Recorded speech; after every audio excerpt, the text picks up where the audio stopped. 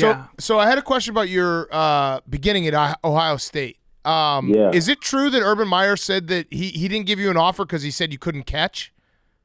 Uh, I saw that circling around a little bit. Yeah, I think so. I was in his office and he basically was like, look, we like your speed, we like the person you are.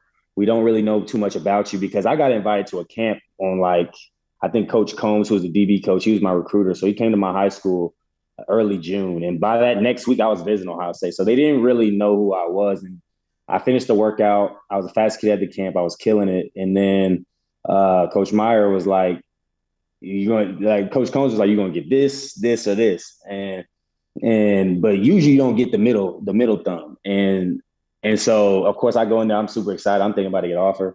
And I get the thumbs in the middle. I'm looking around like, yo, what's going on? Like I thought I wasn't supposed to get that. So like he basically was like your hands aren't he really said your hands aren't good enough right now to be able to feel comfortable enough extending you an offer. But this is what I tell you: because if you go home, catch 200 footballs a day, come back in 2 weeks, you'll work out in front of me as soon as you get here, and we could go from there. Like there's a chance you could have an offer. And like at first, I'm not gonna lie, I was kind of like disappointed because I felt like all the boxes that I needed to check at that moment, based off of what Coach Combs was telling me, the feelings I was getting from the coaching staff, I thought I was gonna get an offer. So at that moment, I had a chance. I had a choice to either like, okay, I'm either gonna go and accept one of these other offers that I had at the time, or I'm gonna take this and let it like fuel me and just get challenged in a new way. Because when you're in high school football, like there's challenges, but like a lot of the times those guys are playing those D1 schools are the better kids on their teams, the better kids in your area. So I felt like being challenged that way helped me honestly take my game to another level. So when I came back, I was like, it took probably like 5 routes, and Coach Meyer was like, "Yo, you're done. Like, you got to offer." That's So like awesome. that was not only was that like a challenge, and it was disappointing at the time, but it also like I had a decision to make as a young man. Like, I'm 17, 18 years old at the time. Like, am I going to quit and go take another offer, which I felt like I had other good offers, or was I going to take this challenge and come back better? And not only that, like I came back better, it blew them away, and I got the offer. And it was kind of like it honestly was like kind of like setting the foundation of what my career, what my character, what my legacy was going to be there. Yeah, nobody likes the side thumb. Yeah. Tell me one way or Not the at other. all. I don't Yeah. want to be sitting in Facts. somebody's office and they're like, "Yeah, you're mid." You're, Yeah, like Yeah, right. Terry's low key mid. Yeah. Wait, did you catch the 200 balls a day? Did you go and catch 200 Yeah. balls a day? Yeah, I did. So I had my high school quarterback at the time. We would throw passes.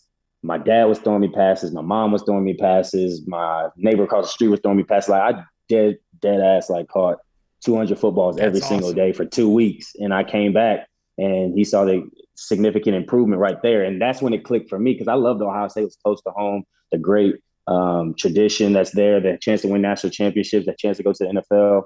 All that was there for me. But like being challenged in that way, like I was like, shoot, if I could get better in 2 weeks just doing that, what can I do over a 4 or 5 year span? And so that's kind of really what sold me at Ohio State. And, the rest was history after that. So what do you do now to keep your hands great? Because I think you've got some of the best hands in the game. That's when I you appreciate catch that. everything. So I like appreciate that. how do you work on that at this level? Is it still catching a lot of Yeah, balls, or do you are you definitely. a manicure guy? Do you take care of your hands that way? I do take care of my hands. These are the money makers. But I think for me, honestly, it's so ironic because what something that I feel like a lot of people would have said was my ball skills was one of my weaknesses in college and coming into the league. I think it's become a strength of my game. Genuinely, I think it's become like something that I can rely on, that I can put the time and work and the effort in, and it's something I can say like I've gotten truly better at this skill. And for it to be as bad as it was, and to see where it is now, like that's super dope because I think it's a testament to the hard work you put in. But I think I don't take it for granted there. You know what I mean? Like I'm still really highly focused on catching the ball when I'm in practice. Like you some see practice, you may see me looking at the ball a little bit when I'm catching routes on there because I'm trying to train my eyes to catch the ball. So when the bullets are flying in the game, arms being grabbed on, everything like everything's not really perfect. You got to be able to focus on that football and bring it in. You really catch it with your eyes. So You'll still see me like catching the jugs. I think when I catch the jugs, I think the jugs drill is a great drill, genuinely, just to catch and tuck the ball. But I think where things took a turn for me for the better with my ball skills was when I went to Ohio State and we started developing like jugs drills. So I would put I don't know if you've seen the tackle dummy that the D linemen use. I would put that about 10 yards away of the jugs machine, and I would knock it out with my hand so the thing would tip over to the side, and then the person would shoot the jugs ball. I'd catch it and I'd let the bag hit my hands.